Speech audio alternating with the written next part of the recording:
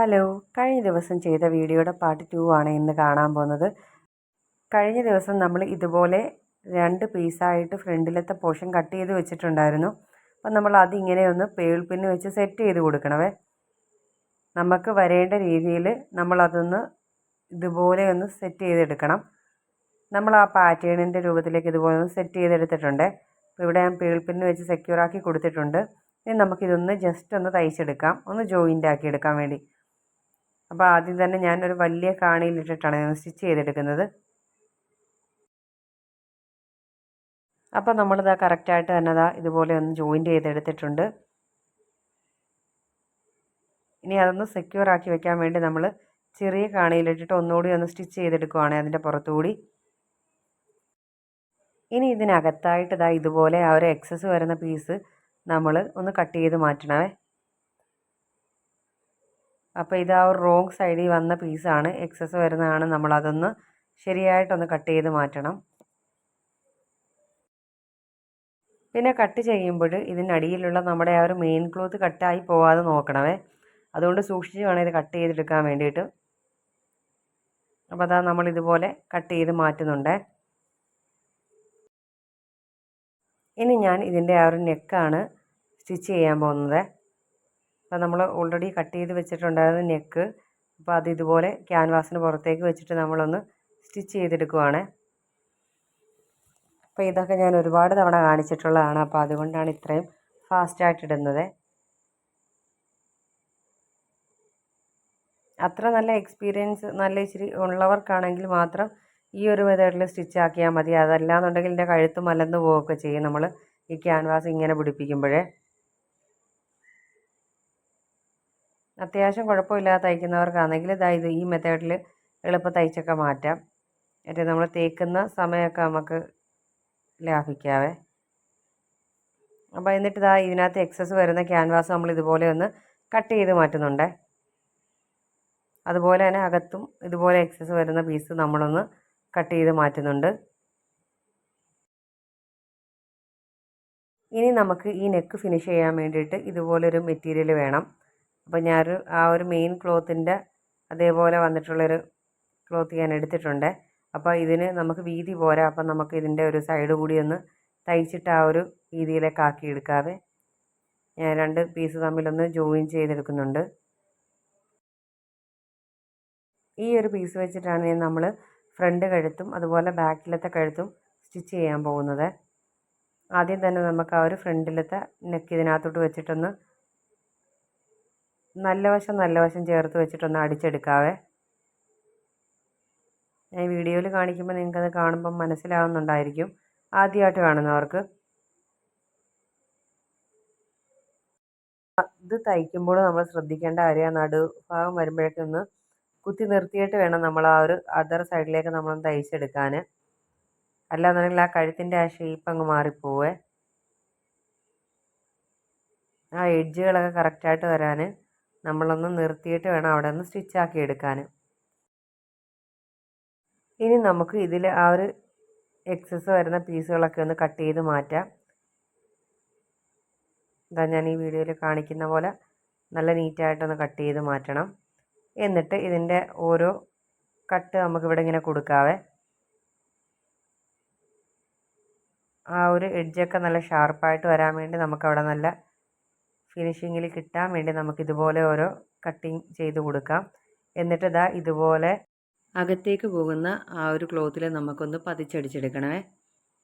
അത് നമ്മൾ നിർത്തി വേണം ആ ഒരു കഴുത്തിൻ്റെ ആ ഒരു ഷേപ്പിൽ തന്നെ വേണം അങ്ങനെ ചെയ്തെടുക്കാൻ വേണ്ടിയേ. എങ്കിൽ മാത്രമേ നമ്മുടെ കഴുത്ത് നല്ല നീറ്റായിട്ട് വരത്തുള്ളൂ. അപ്പോൾ ഇനി നമ്മളിതിങ്ങനെ മറിച്ചിട്ട് കഴിയുമ്പം നല്ല ഫിനിഷിങ്ങിൽ തന്നെ നമ്മുടെ ആ ഒരു നെക്ക് വരുവേ. അല്ല പുറത്ത് ആ നെക്കിൻ്റെ ഭാഗത്ത് ആ ഒരു തയ്യലുകളൊന്നും കാണത്തുമില്ല. ഇനി നമുക്ക് ഇതിൻ്റെ അകത്തേക്ക് വരുന്ന ആ എക്സസ് പീസൊക്കെ കട്ട് ചെയ്തിട്ട് സൈഡൊക്കെ ഒന്ന് മടക്കി അടിച്ചെടുക്കണം. എന്നിട്ട് നമ്മൾ ഹെമ്മിങ് ചെയ്താണ് കൊടുക്കുന്നത്. അപ്പോൾ നല്ല ഫിനിഷിങ്ങിലാണ് നമ്മുടെ ആ ഒരു നെക്ക് റെഡിയായിട്ട് കിട്ടുവേ.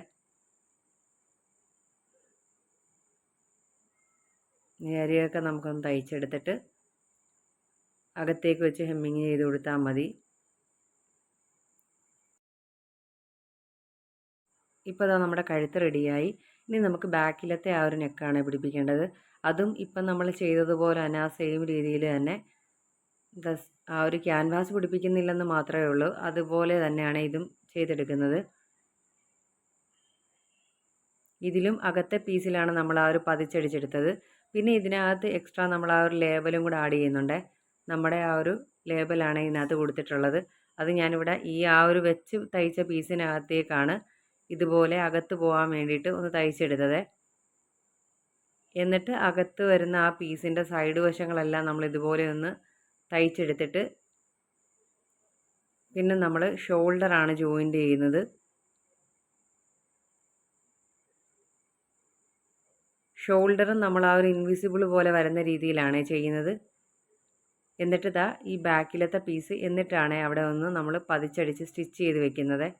അപ്പം നമ്മൾ റെഡിമെയ്ഡ് ചുരിദാറിൻ്റെയും കുർത്താടെയൊക്കെ ബാക്കിൽ എങ്ങനെയാണോ ആ ഒരു ലേബലും ഒക്കെ ആയിട്ട് വരുന്നത് അതേപോലെ തന്നെ നല്ല ഫിനിഷിങ്ങിൽ കിട്ടും. ഇനി നമുക്ക് ഈ ഒരു സ്ലീവാണ് സ്റ്റിച്ച് ചെയ്യേണ്ടത്. അപ്പം ഞാൻ കട്ട് ചെയ്ത് വെച്ചപ്പോൾ നിങ്ങൾക്ക് സ്റ്റിച്ച് ചെയ്യുമ്പോൾ കാണിച്ചു തരാമെന്നാണ് പറഞ്ഞത്. നമുക്ക് ആ താഴേക്ക് വന്ന പീസ് ഇവിടെ ഇതുപോലെ ഒന്ന് സ്റ്റിച്ച് ചെയ്തെടുക്കണം.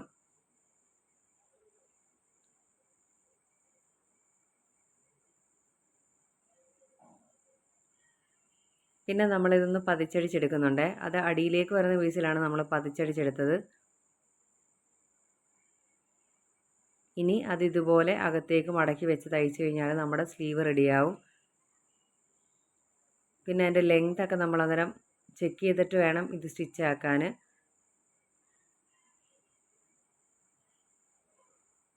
നമുക്കും ലെങ്ത് തികയാത്തത് കൊണ്ടാണ് നമ്മൾ ഇതുപോലെ സ്റ്റിച്ച് ചെയ്തത്.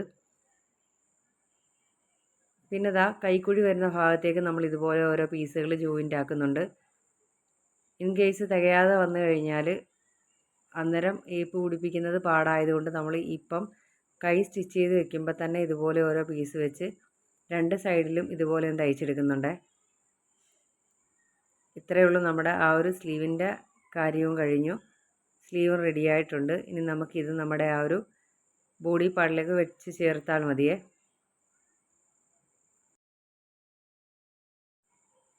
ഇനി സ്ലീവ് നമുക്ക് ഇതിലേക്ക് അറ്റാച്ച് ചെയ്യണം. അതിന് മുമ്പ് നമുക്ക് ഈ ഒരു ലേസ് നമ്മൾ വാങ്ങിയത് ഇതിൻ്റെ ആ ഒരു ഫ്രണ്ട് പോർഷനിൽ നമുക്ക് ആ ഒരു പാർട്ടീഷൻ വരുന്ന ഭാഗത്തേക്കൊന്ന് ഇതുപോലെ സ്റ്റിച്ച് ചെയ്തെടുക്കാവേ.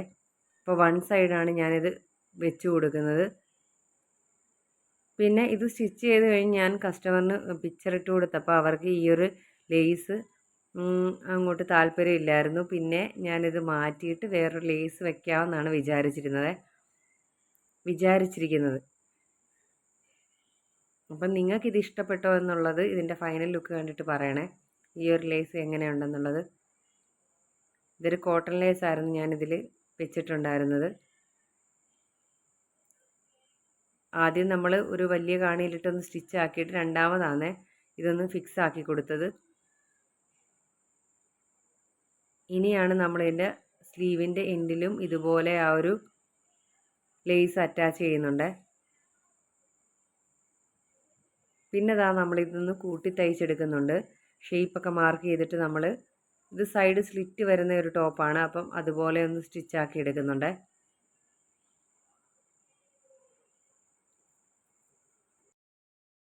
പിന്നെ സ്ലിറ്റിൻ്റെ വശം കൂടി നമ്മൾ ഇതുപോലെ തയ്ച്ചെടുക്കുന്നുണ്ട്.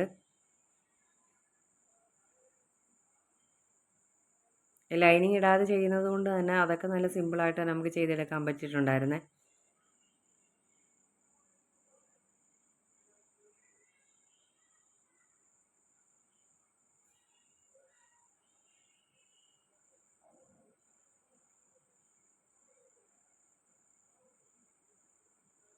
പിന്നെ അടിഭാഗം കൂടി നമുക്ക് തയ്ച്ചെടുത്ത് കഴിഞ്ഞാൽ നമ്മുടെ ഈ ഒരു ടോപ്പ് ഫിനിഷ് ആയിട്ടുണ്ട്. അപ്പോൾ ഇത്രയേ ഉള്ളൂ നമ്മുടെ വീഡിയോ. അപ്പോൾ ഫൈനൽ ലുക്ക് നിങ്ങൾക്ക് ഇഷ്ടപ്പെട്ടിട്ടുണ്ടെങ്കിൽ ചാനലൊന്ന് സബ്സ്ക്രൈബ് ചെയ്ത് സപ്പോർട്ട് ചെയ്തേക്കണേ ഗൈസ്. ഇതാണ് നമ്മുടെ ആ ഒരു ഫൈനൽ ലുക്ക് വന്നിരിക്കുന്നത്. അപ്പോൾ എങ്ങനെയുണ്ടോ നിങ്ങൾ കമൻറ്റിലൂടെ പറയണേ. Thank you.